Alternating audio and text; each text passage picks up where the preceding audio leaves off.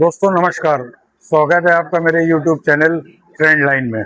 दोस्तों एक आज आपके साथ जो है एक रोचक जानकारी साझा करनी है जो आपको किसी भी न्यूज़ चैनल पे नहीं मिलेगी, ना किसी मीडिया हाउस में मिलेगी, ना कोई इसको शेयर कर रहा है। लेकिन दोस्तों है ये सच्चाई। जैसा कि हम सब लोग जानते हैं कि अमेरिका में एक बहुत बड़ा स्टोर है कॉस्को के नाम से। जैसे अपने इंडिया में भी नॉर्मली होते हैं रिटेल रिटेल के जो आउटलेट्स होते हैं, जैसे बिग बाज़ार था पहले, और अभी आपका दोस्तों रिलायंस रिटेल है और डी मार्ट है। बिग बाज़ार था पहले। तो ये दोस्तों ये लोग सारे जो है ग्रोसरीज बेचते थे, कपड़े, इलेक्ट्रॉनिक्स, सारी चीज़ें जो बेचते हैं। ठीक इसी प्रकार से दोस्तों अमेरिका में सारे स्टेट्स में, सारी सिटीज़ में कॉस्को एक ब्रांड है जो जिनके बड़े बड़े वहाँ पे स्टोर्स हैं। लेकिन दोस्तों इनके यहाँ क्या है कि मेंबरशिप होती है साल की।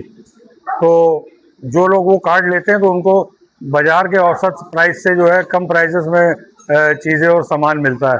इससे दोस्तों सब जो नॉर्मल अमेरिकन्स हैं वो सब बाइंग करते हैं अपने रोज़मर्रा की ज़रूरी चीज़ों के।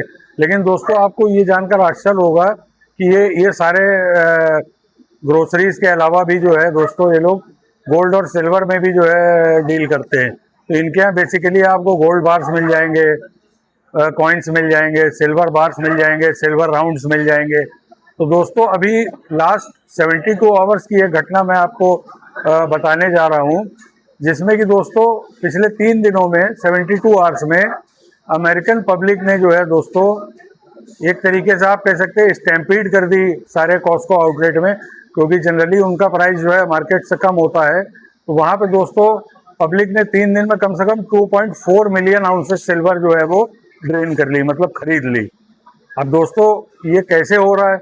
ये कोई बड़ा फंड हाउस तो कर नहीं रहा है, ये तो कॉमन पब्लिक है ना। वॉल स्ट्रीट में कोई इसकी बज़ है, कहीं पे भी कोई हैपनिंग नहीं।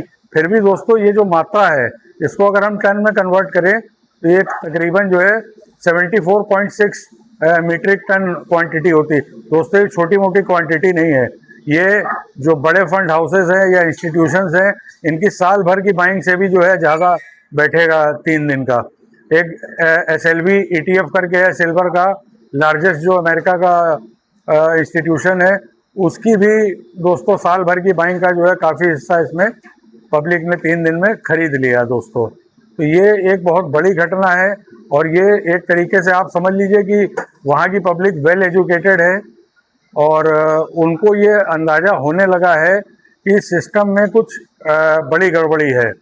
तभी दोस्तों जो है इनका करेंसी डिबेसमेंट हो रहा है और फिएट करेंसीज पे इनका विश्वास जो है वो कम होता चला जा रहा है। तो दोस्तों जैसा कि मैंने आपको बताया, लास्ट 72 घंटे में 2.4 मिलियन आउंसेस जो है सिल्वर पब्लिक ने वहाँ पे खरीदी है। और अगर आप बात करें यूनाइटेड स्टेट्स मिंट की, तो ये भी दोस्तों जो साल भर की इसकी खपत है उसका भी एक काफ़ी हिस्सा जो है लास्ट 3 दिन में इन्होंने उतनी खपत कर दी है जितना कि यूनाइटेड स्टेट्स मिंट जो है कॉइन्स और बार्स बनाता है, और उससे भी ज़्यादा इन्होंने जो है मात्रा पब्लिक ने 3 दिन में खरीदी है दोस्तों। और आगे आपको ये बताएंगे कि जो कॉस्को के प्राइजेस हैं वो तो आपको पता ही है कॉम्पिटिटिव होते हैं, और अभी जो उनकी इन्वेंट्री है वो पूरी सोल्ड आउट हो गई है। अब अभी रीस्टॉक कब होगा ये भी अभी नहीं मालूम है, क्योंकि अभी जाके अपना परचेज ऑर्डर डालेंगे। तो मेरे हिसाब से जो रफली टाइम बताया जा रहा है कि 6 से 8 हफ्ते में इनका स्टॉक दोबारा से जो है इन्वेंट्री आएगी इनके पास।